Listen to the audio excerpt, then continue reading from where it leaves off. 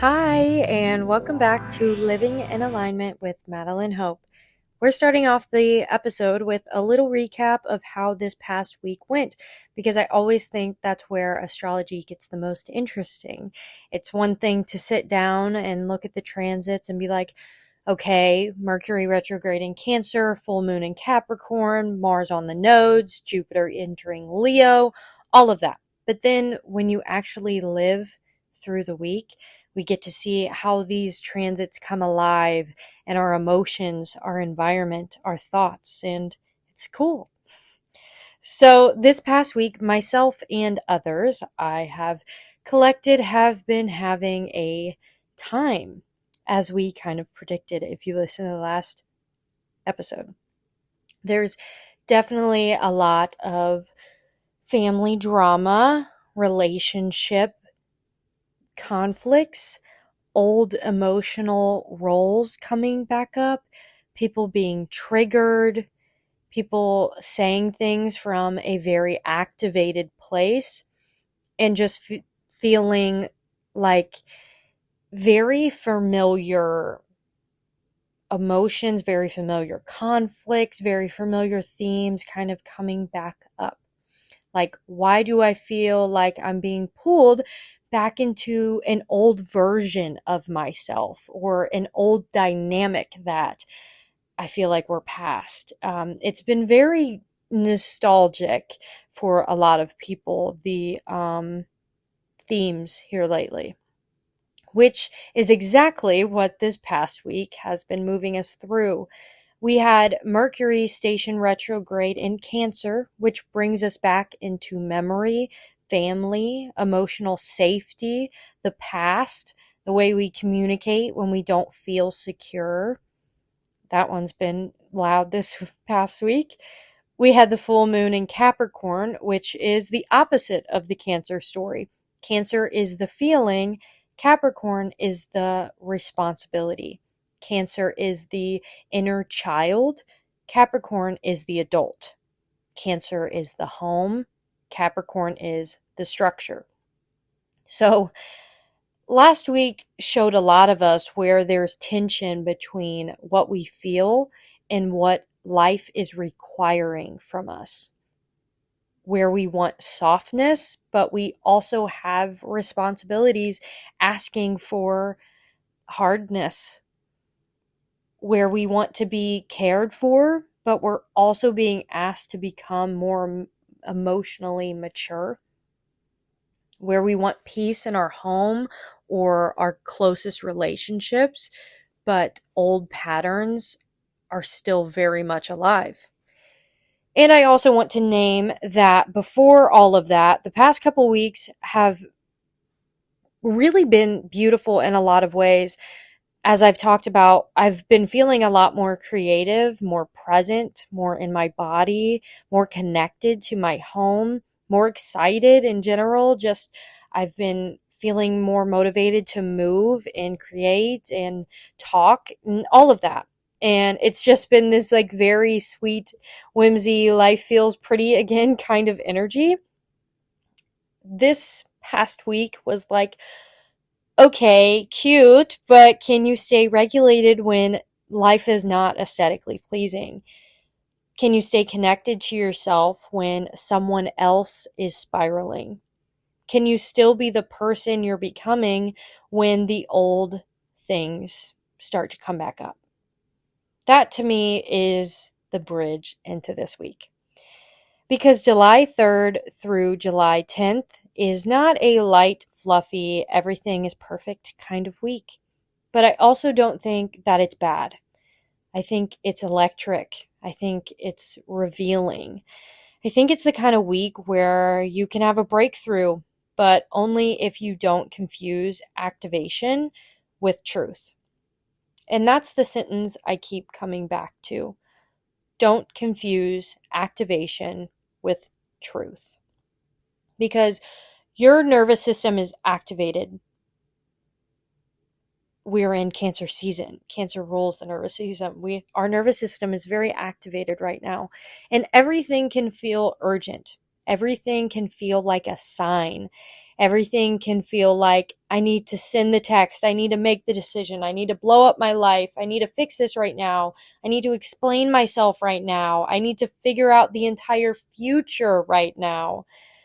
And this week is asking us to slow that down.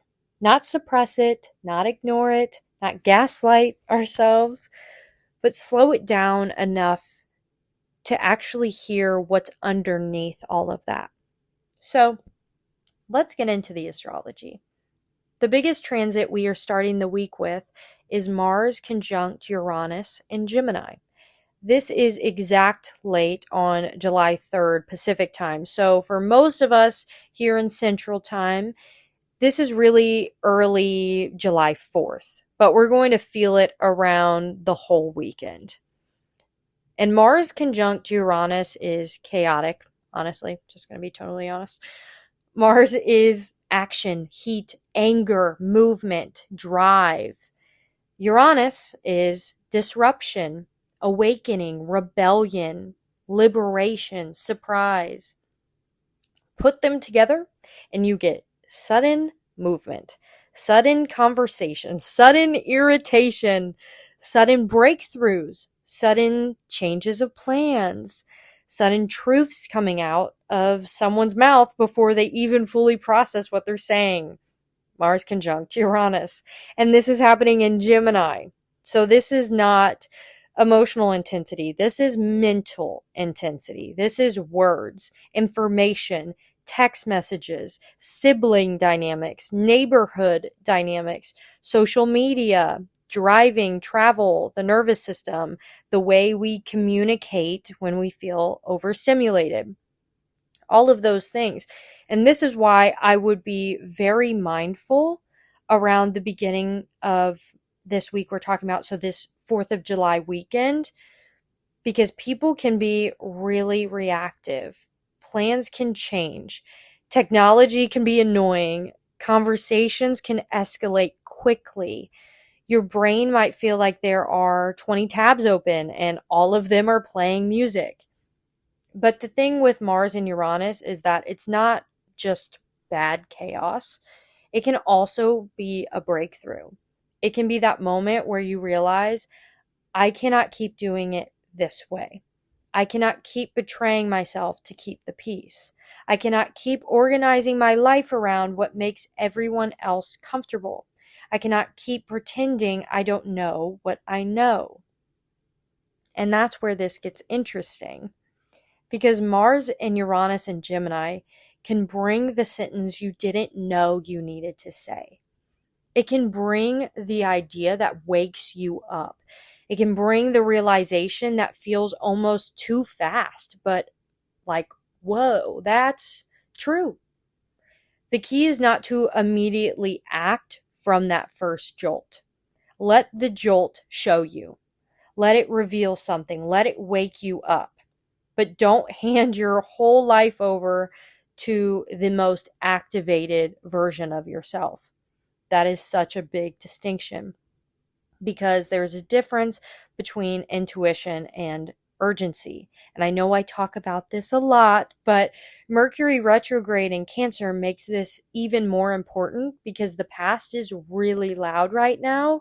Emotional memory is really loud right now. Old, like family patterns are really loud right now.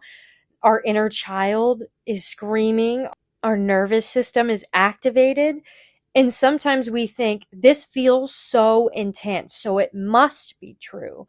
But intensity does not always equal truth. Sometimes intensity is a wound being touched. Sometimes intensity is your body remembering. Sometimes intensity is a younger version of you trying to protect you with the tools that she had at the time.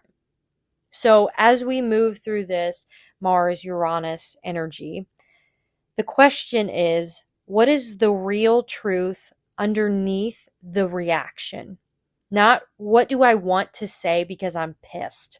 Not what do I want to post because I really need to prove something. Not what decision do I want to make because I can't tolerate this discomfort. But what is the clean truth? What's the truth once I'm regulated? And honestly, this is where the astrology can be so supportive if we use it, not in a way where, we're like blaming everything on the planets, more in a way where we can look at the energy and be like, okay, I'm not crazy.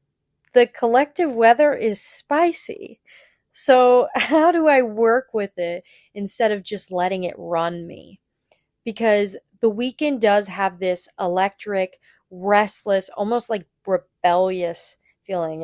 It's fireworks. And with Mars and Gemini, I think movement is going to be really important. Walk it out, run it out, stretch it out, write it out. Voice memo before you send the message or go have the conversation. Like, do a voice memo with yourself and delete it first. Go move your body before you decide the entire meaning of your life from your couch. And that sounds dramatic, but you know what I mean. There is a lot of mental energy here, and mental energy needs somewhere to go, especially if you're someone who always overthinks. Yes, I'm talking to you, Virgos. Or if you can feel yourself spiraling into analysis constantly. This is not the week to live entirely in your head. It's the week to let your body metabolize the charge. Then on July 5th, Mars is also making supportive aspects to Neptune and Pluto, which gives this whole Mars Uranus moment a lot more depth. It's not just chaos for the sake of it, there's actual creative and spiritual potential here. There's courage, there's power, there's the ability to take something that felt disruptive and turn it into this like deep transformation. It's Pluto. So if something gets shaken up at 4th of July this weekend, don't immediately decide that it's bad. It might be inconvenient, uncomfortable, it might be annoying, it might really emotionally activate you, but it could also be clearing space. It could be showing you where something was unstable. It could be making it possible to keep ignoring something. Then we move into Monday, July 6th, and this is where the tone shifts a little bit because the Sun in Cancer squares Saturn in Aries. This one is definitely more serious. The Sun in Cancer wants comfort, care, closeness, home, protection.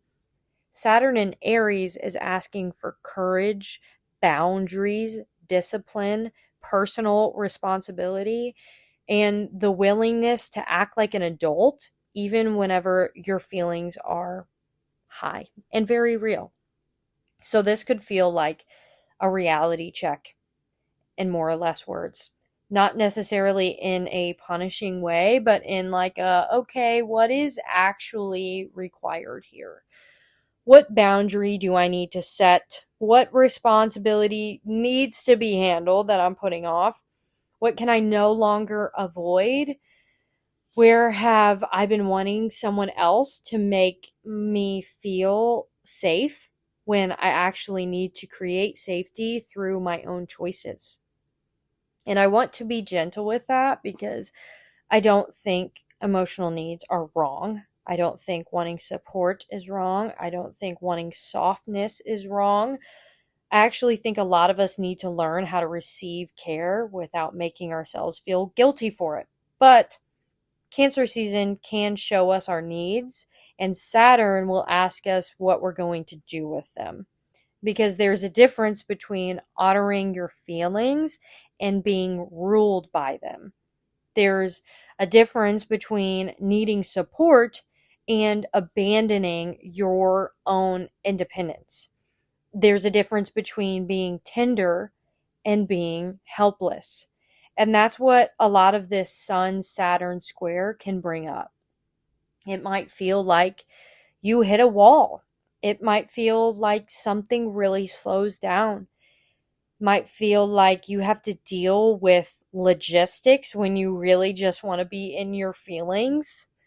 It might be family responsibilities, home responsibilities, money responsibilities, work responsibilities, or just the very human realization that healing doesn't exempt you from having to show up.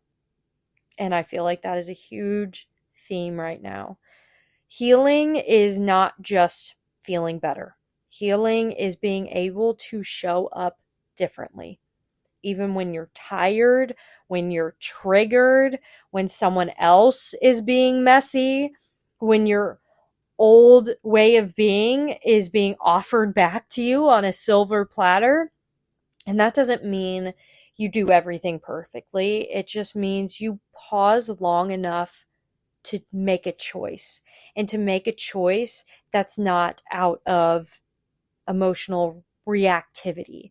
It's you taking a moment to consider the situation at hand and say, I'm going to choose differently than I would have in the past, or than I would have as my childhood self did in trauma.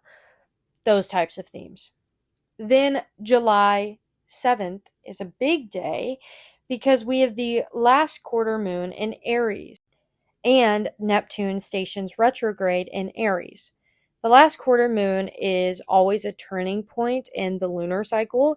It's the halfway point between the full moon and the new moon.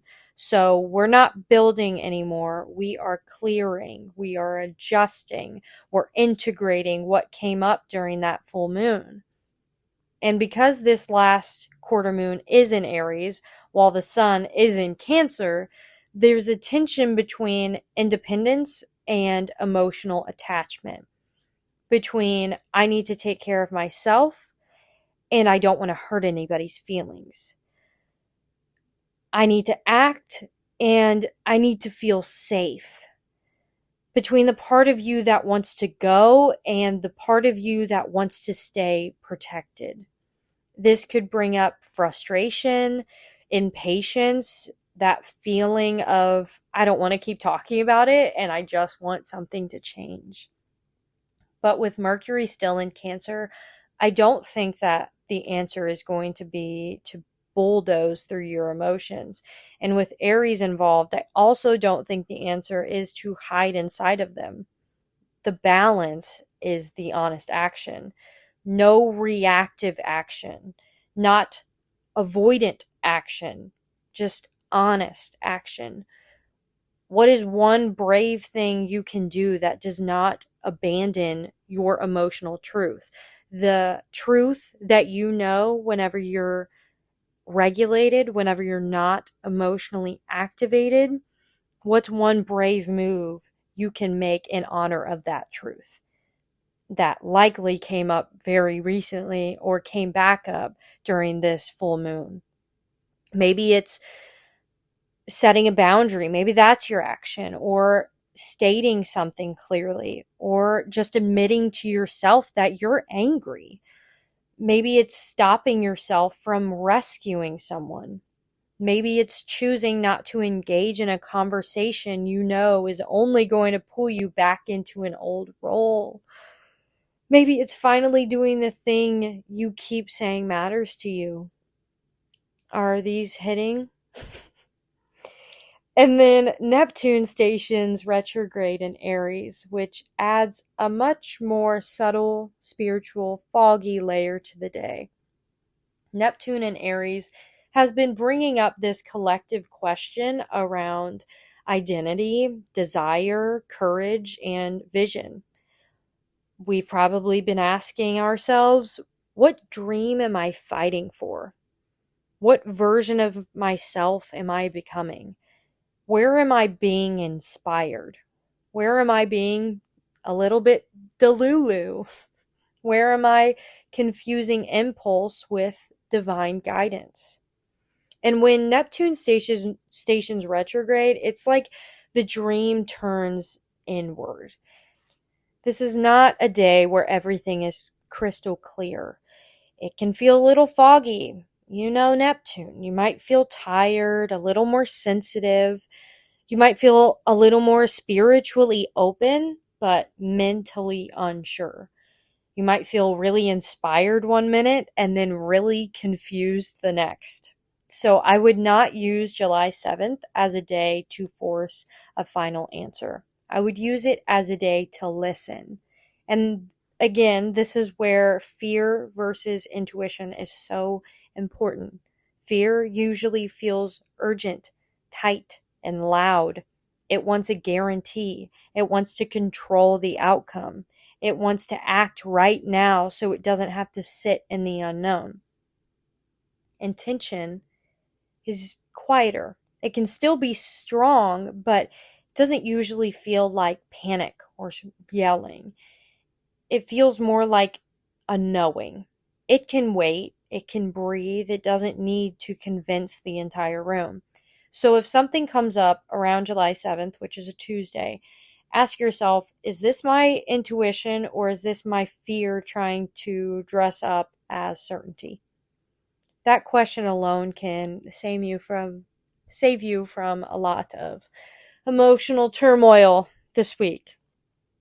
Then, July 8th, the moon moves into Taurus, and honestly, thank God, because after Mars Uranus in Gemini, Sun square Saturn, last quarter moon in Aries, Neptune stationing retrograde, we need Taurus. We need the body. We need food. We need sleep. We need nature and slow movement and a walk where we're just like walking and not doing anything. We need to clean the kitchen. We need to make something nourishing. We need to remember that being a person is not just thinking and processing and healing and figuring things out. Being a person is also drinking water and eating enough and stretching your hips and sitting outside and letting your body know that, hey, you're safe.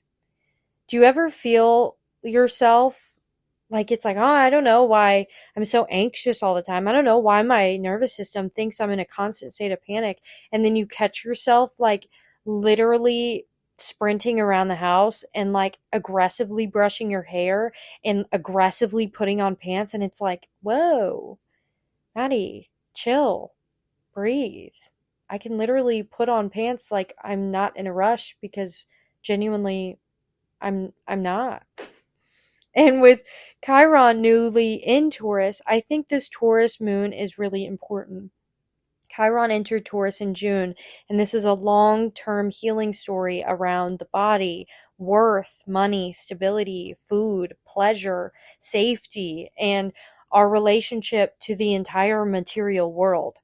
And so I don't want to just flatten this into self-worth because it's a lot deeper than that.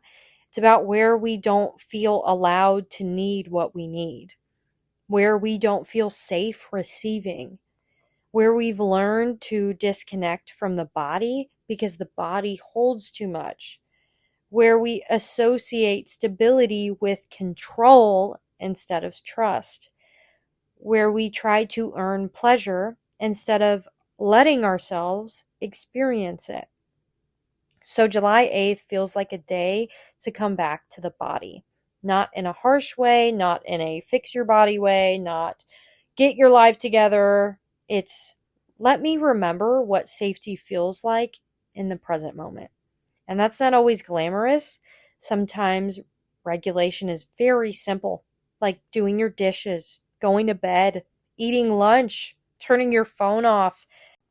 It's not checking in on the person who keeps dysregulating you. It's taking one honest step instead of spiraling over the next 10.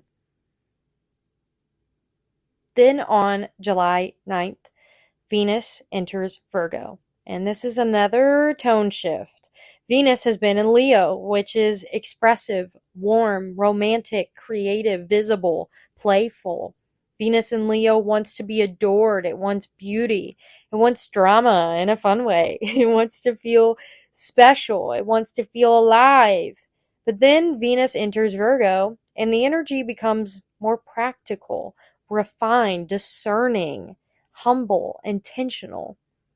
Venus in Virgo is love through care. love through details, love through noticing someone else's needs, love through making someone a meal, fixing a problem in their life, organizing your routine, cleaning up a mess, and just making life more functional. And I think this is such a beautiful shift after the activation earlier in the week, because it asks us, okay, what does love look like in practice? Not as a fantasy or a performance or look how healed I am, not as romanticizing your life for the camera, but what does love look like in the actual structure of your day? How are you caring for your body? How are you caring for your home, your relationships, your future, your nervous system? And where are you calling something care when it's actually criticism? Because that's the shadow of Virgo. Virgo always wants to improve, refine. Virgo wants things to work, and that can be such a gift. But when Virgo goes unconscious, it can turn into perfectionism, nitpicking, overthinking, micromanaging, and constantly making everything a project. So when Venus enters Virgo, I think we're being asked to clean things up, but not from self hatred. Refinement is not the same as rejection.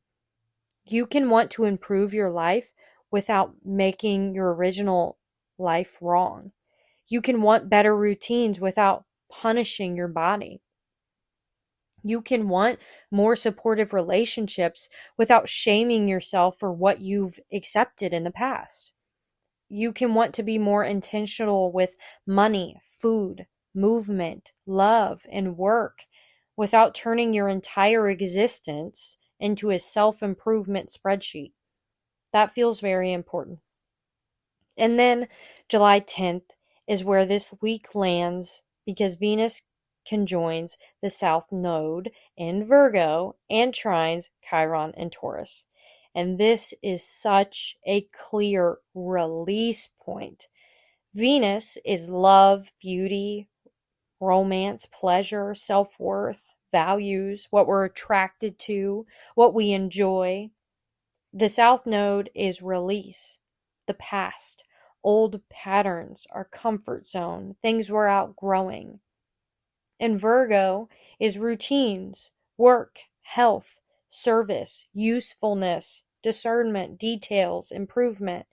So this can bring up old patterns around love and worth, old patterns of overgiving, needing to be useful to feel lovable, old patterns around fixing people, being hypercritical of your body, around making your routines so rigid that they stop becoming supportive.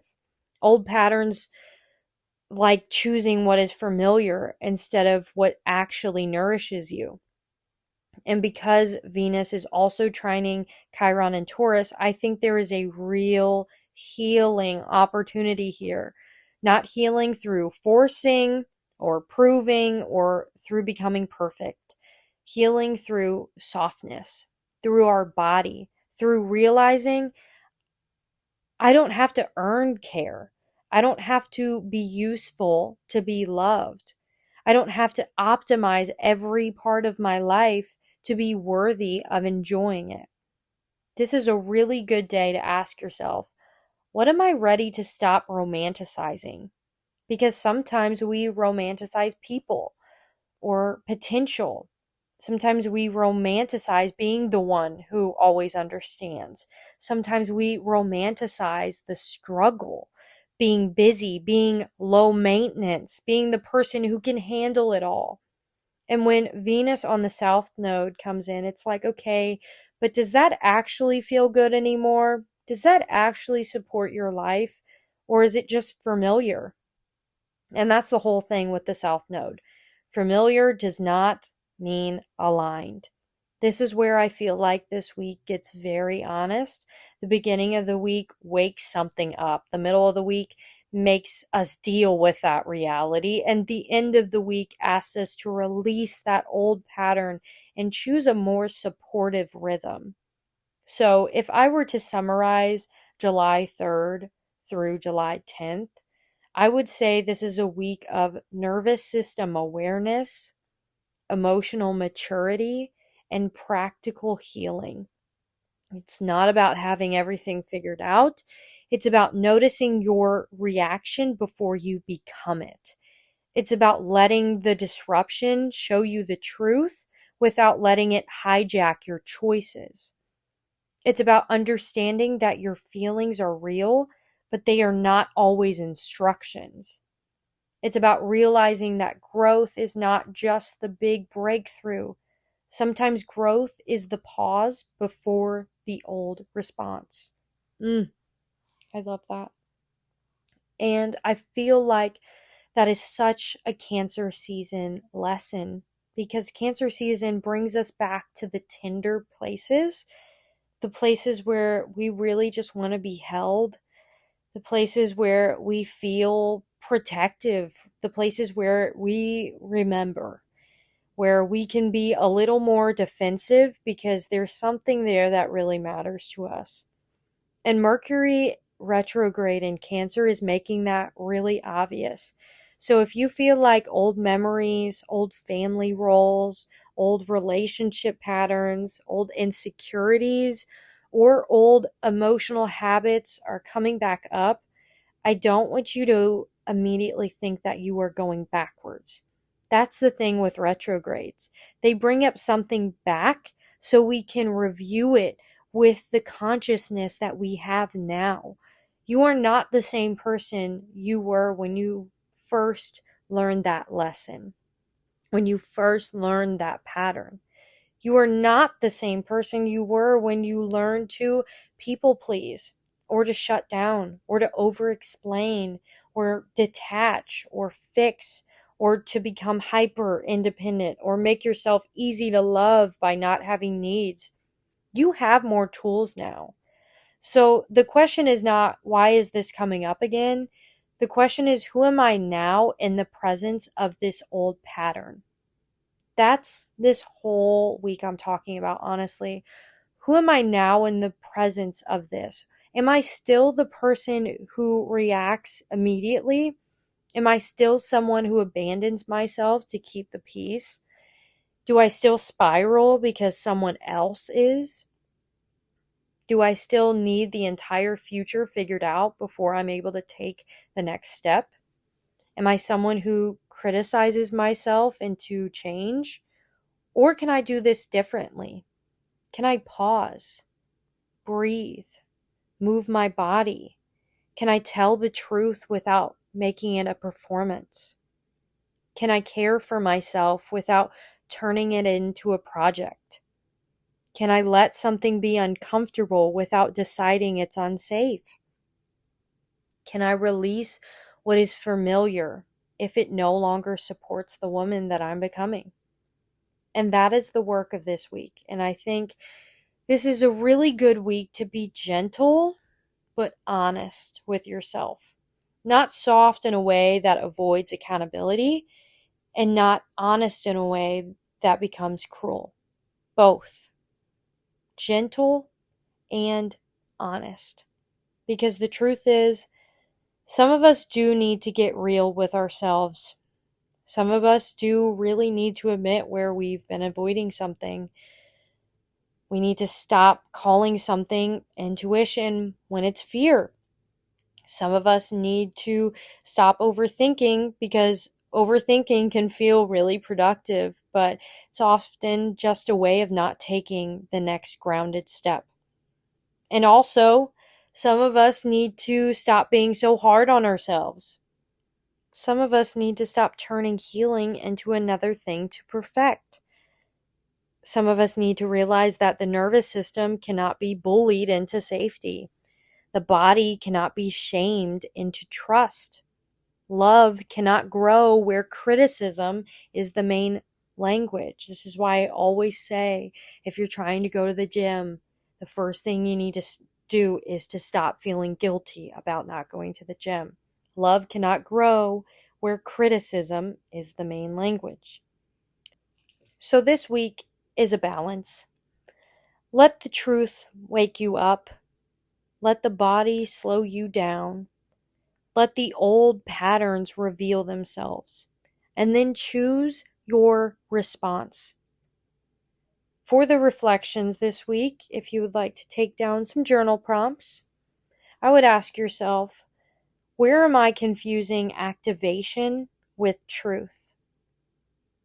What old emotional role is being offered back to me, and do I actually want to accept it? What would care look like if it wasn't control? What part of my life needs refinement, not punishment? What familiar pattern am I finally ready to release? Because we're moving towards the Cancer new moon next week, and that feels like a much cleaner emotional reset. But before we get there, this week is clearing the static. It's showing us what still pulls us out of ourselves. It's showing us where our routines, relationships, communication patterns, and nervous system needs more support. So don't rush to make this week make sense immediately. Live it, notice it, regulate through it. Let the message become clear through your body, not just your mind. And remember, you don't have to respond from the version of you that was hurt. You can respond from the version of you that is healing. You can respond from the version of you that is grounded. You can respond from the version of yourself that knows, I can feel this fully without letting it ruin my life. That's the practice. That's the alignment. And that's what we're moving through this week. Thank you so much for taking the time to listen into the energy of the week. I find it incredibly moving to see these views go up and just see that there are people who are passionate about learning about the energy and aligning themselves and just making life feel better, moving through life with more ease and positivity and grounded connectiveness. It just is inspiring to see all of you hop on here and spend the time to do this. And if you would like to dive deeper into this, if you're really enjoying these podcasts, you would absolutely eat up an astrology readback on your chart. So if you are interested in that, just email me. I'd like to know more. At my email, it's in the show notes. It's hopekeeker@gmail.com. I would absolutely love to give you more information on this. I hope you all have a lovely week. And remember, stay grounded.